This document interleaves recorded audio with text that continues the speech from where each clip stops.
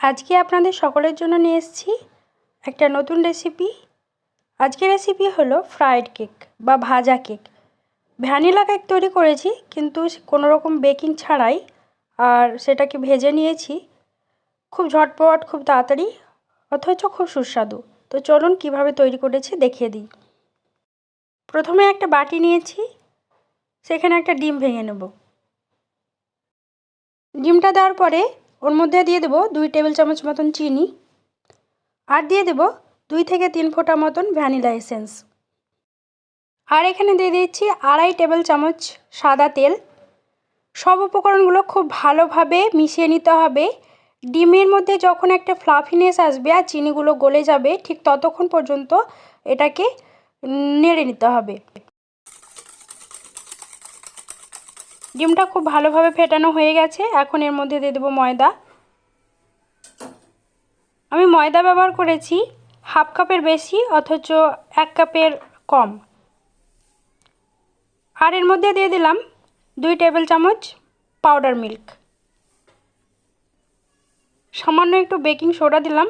Baking soda বা baking powder যেটাই থাকবে আপনাদের হাতের কাছে সেটাই দিতে পারেন, তবে পরিমাণ বুঝে খুব অল্প পরিমাণে দিতে হবে। এবারও খুব ভালোভাবে সব উপকরণগুলো মিশিয়ে নিতে হবে সময় ধরে। হাতে একটু ব্যথা পাবেন ঠিকই, তবে ভালোভাবে মাখিয়ে নিতে হবে। প্রথমে আমি এটা দিয়ে হলো না, তারপরে আমি চামচ ব্যবহার করেছি, দেখতেই পাচ্ছেন। মিশ্রণটা বেশ টাইট হয়ে এসছে। এই অবস্থায় ময়দা মাখানোটা আমার হয়ে গেছে। এখন অন্যদিকে একটা কড়াই গরম করতে দিয়েছি। কড়াই গরম হয়ে আসলে তার মধ্যে আমি দিয়ে দিয়েছি সাদা তেল। তো সাদা তেলটা গরম হয়ে আসলে খুব হাই হিট হবে না। তো এর মধ্যে আমি হাতের মধ্যে একটু তেল মাখিয়ে নিয়েছি। তেল মাখিয়ে নিয়ে একটা করে বল তৈরি করে নেব। তেলটা মাখিয়ে নিয়েছি হাতে এই কারণেই, যাতে চাটপাট করে না লেগে যায়। তো তেল গরম হয়ে আসলে অল্প অল্প করে আমি তেলের মধ্যে এই বলগুলো ছেড়ে দিলাম। এখানে একটা কথা বলে রাখি যে তেল যদি মনে হয় খুব গরম হয়ে গেছে, আপনার পিঠেটা বা কেকটা পুড়ে যাওয়ার চান্স মনে হচ্ছে, তখন আপনি গ্যাসটাকে বন্ধ করে দেবেন। ওই যে তেলের মধ্যে যে হিটটা থাকবে না, ওতেই কেকটা তৈরি হয়ে যাবে। আবার প্রয়োজন মতন তখন গ্যাস জ্বালিয়ে নেবেন। সেক্ষেত্রে একটু বুঝে শুনে করবেন, তাহলে পারফেক্টলি তৈরি হবে।